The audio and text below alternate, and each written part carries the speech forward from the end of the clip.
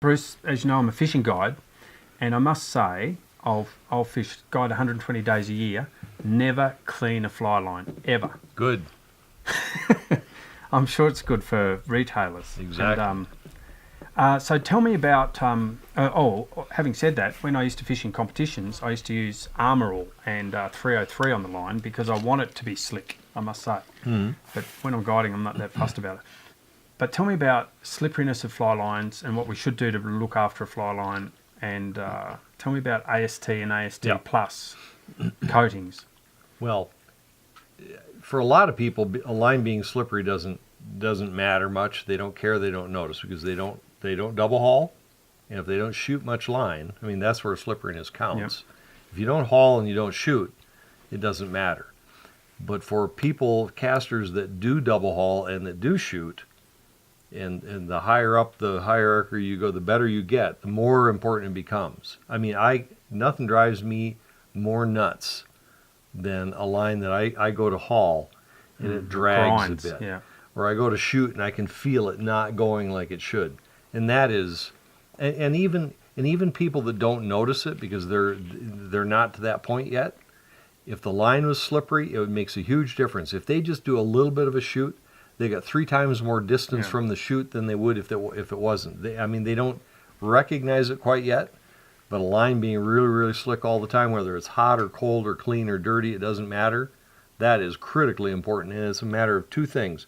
One is chemistry, that the chemistry of the line is very, very slick.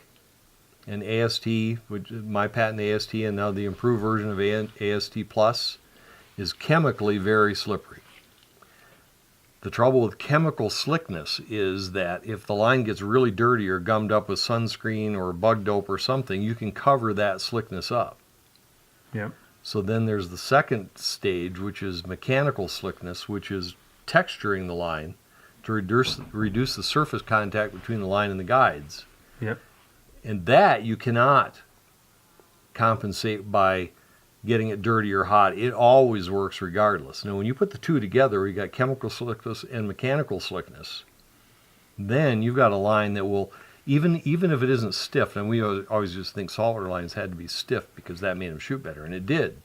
But if you make them chemically slick and you make them mechanically slick, they don't have to be extra stiff because with stiffness comes memory and coiling. Yeah. So now you got the situation where you get chemical slickness, mechanical slickness, and regardless of what the weather is or the conditions, they just go. And when should you add the other slickness, which is some line goop of some sort to? Should you clean a line every week, every day? Not every line is mechanically textured. Not every line is textured. Yep.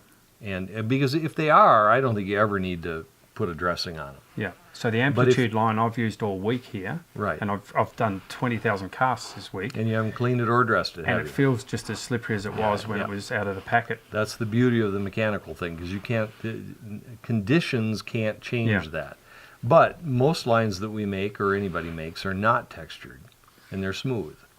And so when they start to get a little draggy and they don't go like they should, they don't haul, you can feel that. You can feel that little bit of friction. First thing you do is clean the dirt off it, which you do with soap and water and a cloth. Just wipe it down and get the dirt off. And then you can put a silicone dressing on it. Yeah. Scientific Anglers makes a great one. Others do too. But clean the dirt off first. I mean, if you're in the field and you don't want to take the time to clean, you can just slather some silicone on it and that will work. But the best thing to do is just take a minute, use your shirt sleeve and some lake water. It doesn't matter. Just clean the dirt off and then put some silicone on. Yeah. And then that will temporarily make them much better. So years ago, I remember when I started casting, people used to moan about you shouldn't put silicone on a fly line. It leaches the plasticizer out or something. People were using 303 protectant. Well, it's all silicone. 303, well, it's not all. 303 and Armour All are both designed to clean automobile interiors. Yeah. And obviously it's still PVC, but it's a different application and everything. I actually started the whole Armour All thing way back in my sports car racing, the first round of sports car racing days. And I was thinking, I'm cleaning the interior of this sports car. It real slippery. And I'm making it real slippery. And I'm thinking, and like I put it on my seats and I can't stand it. I got to put the belts on real tight. And again, why am I doing this on my seats? And I said, well, fly lines are PVC. And so I put it on the line and it was fabulous. But those are designed to clean and dress the interiors. And there's a little bit of detergent in them. Okay. At least there used to be. I haven't checked in a long Yeah. time, but there used to be. The detergent isn't good, but there's such a small amount, it doesn't matter Yeah. that much.